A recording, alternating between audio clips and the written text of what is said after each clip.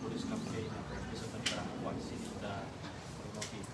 Sir, pwede kami makabot tukang impormasyon regard sa lugar ka natabong shooting incident niya sa lugar kitabuan. First of all, pleasant good morning sa ating talang pamate. Kami March 25, mga 11, ay may mga 9:30 may nag-apoy nag-text ko na pa na may shooting incident na natabo sa barangay Tambuan. So immediately nagto kami ito mag-follow up investigation kung verify namon kung veracity of the report. And then pag-abot naman ito ay nakita nasundang mo naman yung victim nagalas rescue.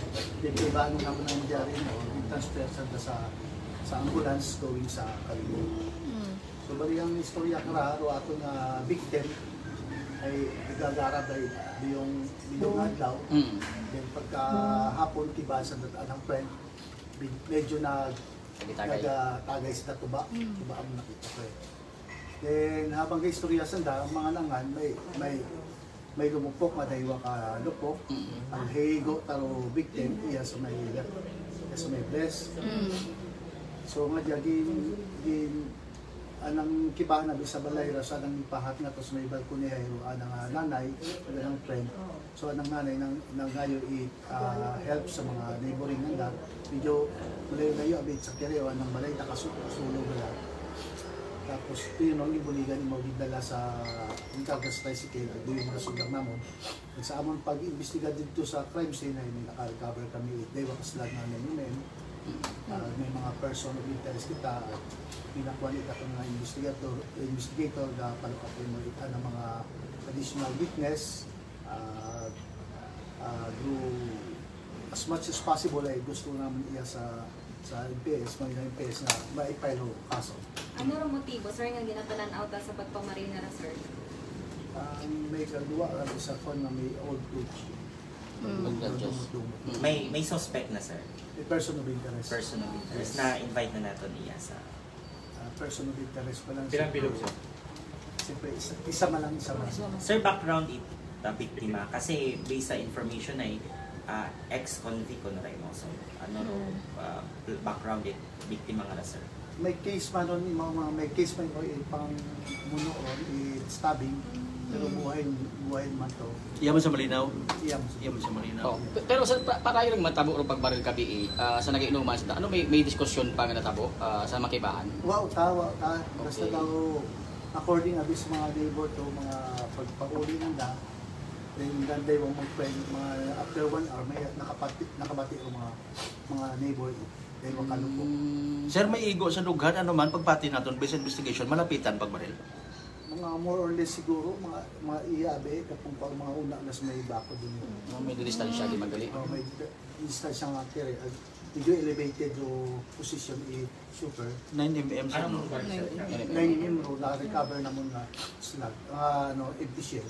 May witness kita, sir, nga nabugat statement, sir.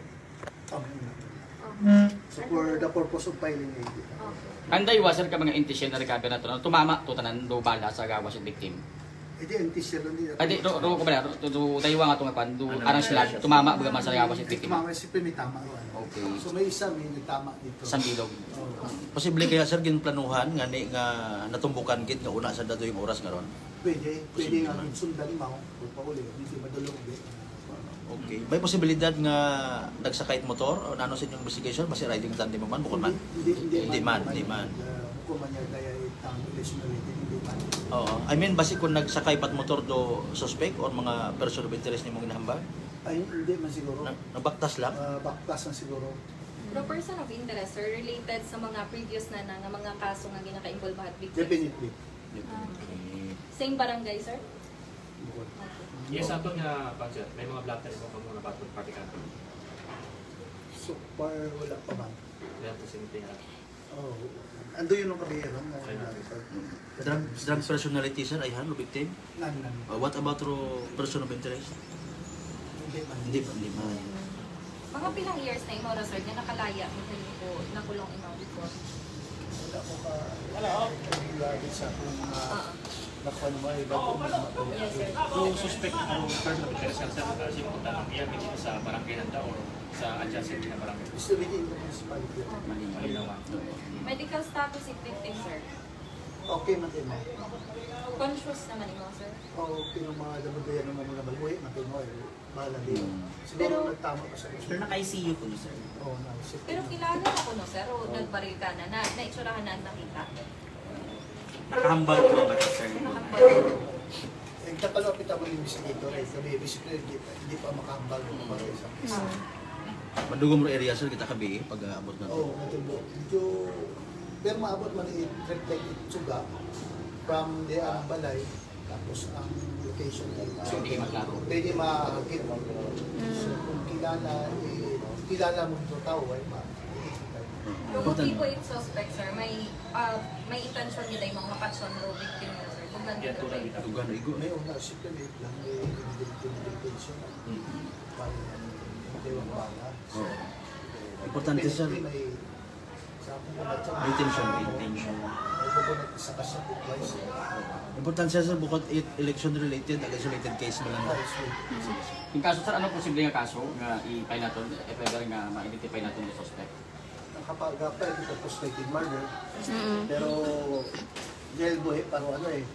Pero may case na din na after sa hospital ay namatay ka. So kung may mga natawag na may prepaid na tayo yung murder kung mamatay. Ano ro Sa status? prepaid event pinakamatabo. Yung mga usually may mga makaroon tapos ay pagkaano tayo namatay ko tayo. So i-adjust mo na ito yung case na namatay. So ano ro status tayo nga ng kaso na pa, sir?